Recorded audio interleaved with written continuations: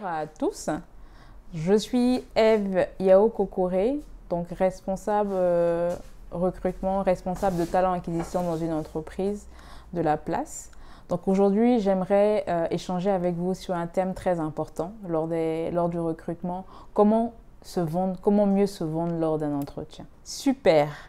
Enfin, vous avez été présélectionné, vous avez été contacté par le recruteur. Donc, ça veut dire que votre CV a attiré l'attention du recruteur. Ça veut dire que votre profil a attiré le recruteur. Maintenant, la balle est dans votre camp. Qu'est-ce que vous faites pour pouvoir réussir cet entretien? Ça sera en 3 étapes. La première étape, c'est avant l'entretien, pendant l'entretien et après l'entretien. Qu'est-ce qu'on fait pour chacune de ces étapes-là? Donc, avant l'entretien, vous avez quelques heures ou quelques jours pour vous préparer à cet entretien. Il y a toujours des questions, je veux dire, bateau en entretien que le recruteur va vous poser. En général, si vous voulez réussir votre entretien, vous pouvez déjà sélectionner 3 ou 4 questions qu'on va déjà généralement vous poser. La première question qui est toujours par laquelle on commence, c'est « Présentez-vous bien, parlez-moi de vous ».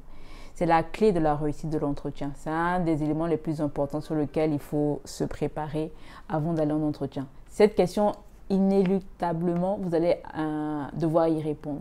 Donc la première, c'est de vous présenter avec votre nom, votre état civil, votre âge si vous voulez. Et vous commencez, si vous n'avez pas d'expérience, commencez par vos diplômes.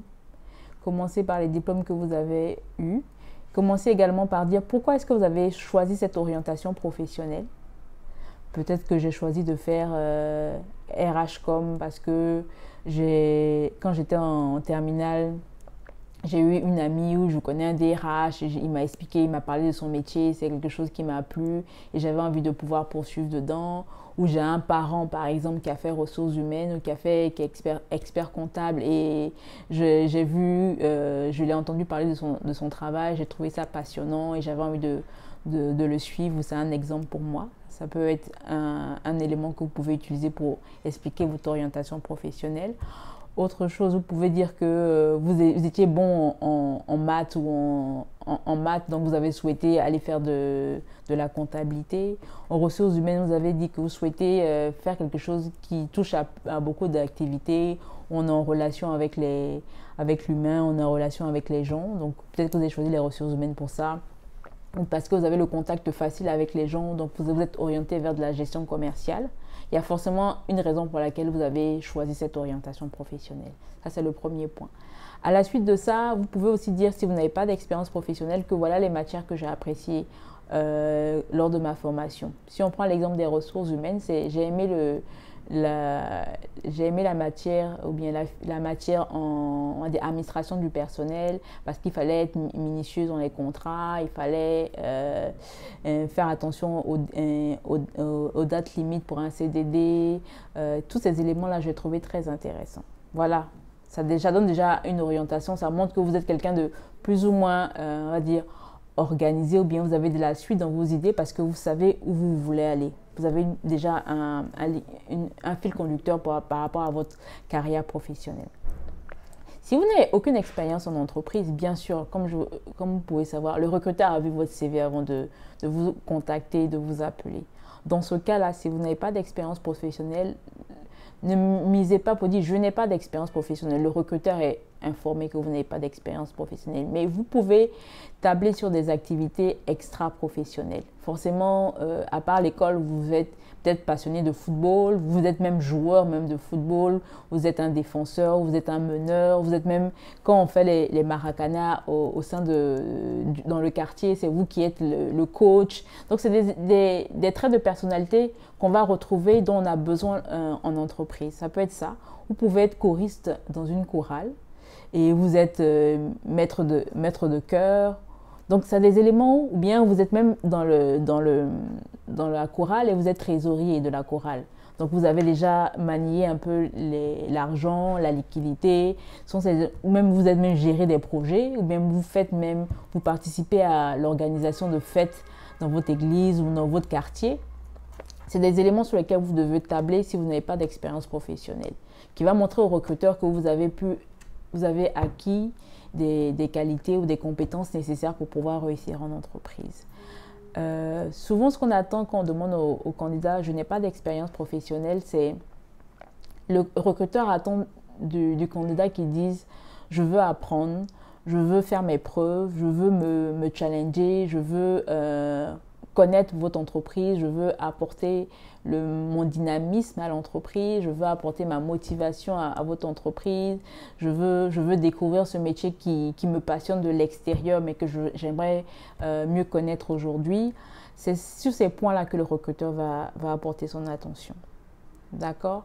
Après, comme je vous dis, il y a un panel de questions qu'on pose généralement. Votre motivation, pourquoi est-ce que vous voulez rejoindre cette entreprise? Si vous venez et que vous n'êtes absolument pas renseigné sur l'entreprise, le recruteur va se dire, ce candidat-là, il est sûr qu'il a envie de travailler dans cette entreprise. Vous renseigner aujourd'hui, ce n'est pas compliqué. Vous avez la possibilité d'aller sur Internet pour uniquement déjà voir l'entreprise, sa raison sociale, son effectif, également si c'est une multinationale, de quel pays l'entreprise vient, quels sont ses produits, si c'est une entreprise commerciale, quels sont les produits qu'elle propose. Ne soyez pas surpris en arrivant à l'entretien, on vous demande qu'est-ce que vous savez sur l'entreprise. Bon, je sais que c'est une multinationale, d'accord. Quoi d'autre? C'est quoi les produits de l'entreprise? Non, vous ne savez pas du tout les produits de l'entreprise.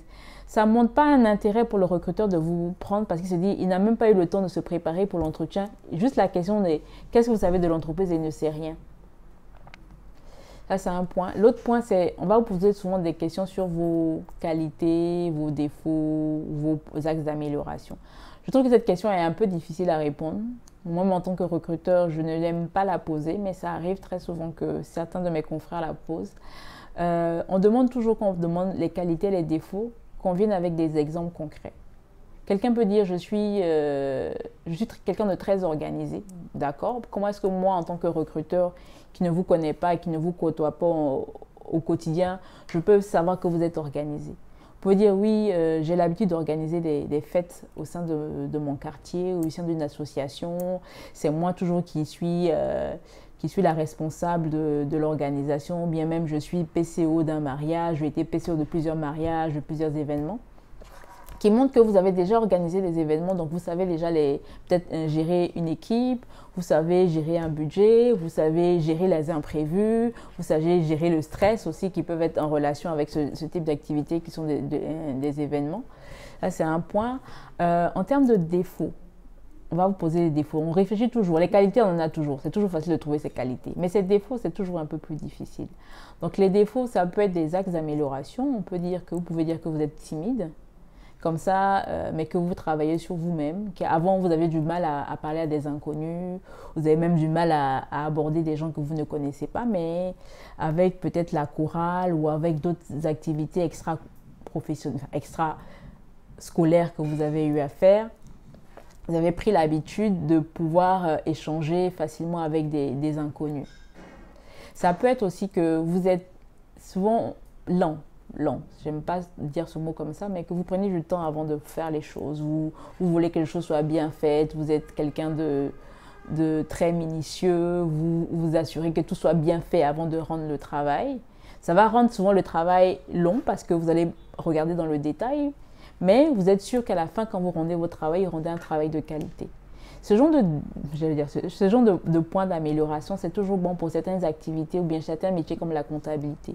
Vous aimez que le travail que vous allez produire soit de qualité et soit véridique et qu'il n'y ait pas d'erreur.